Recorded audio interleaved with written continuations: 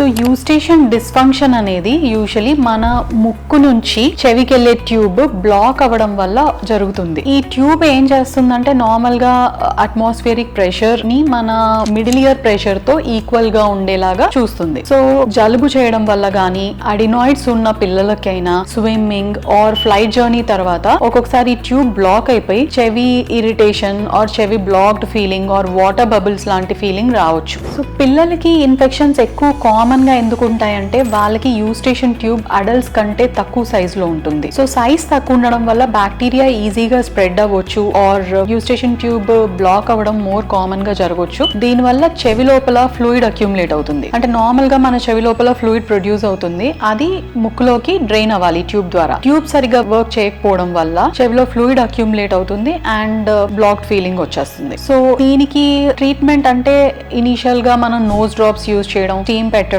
ఇలాంటి home remedies చేయడం వల్ల ట్యూబ్ ఓపెన్ అయ్యే ఛాన్సెస్ ఉన్నాయి. Or simple exercises like mouth wide గా ఓపెన్ చేయడం, jaw side to side movement చేయడం, ఇలా చేసినప్పుడు కూడా ట్యూబ్ ఓపెన్ అయ్యే ఛాన్సెస్ ఉంటాయి. బట్ ఇన్ఫెక్షన్ ఎక్కువగా ఉంది, పెయిన్ రిలీవ్ అవ్వట్లేదు అంటే you will have to consult your ENT specialist immediately.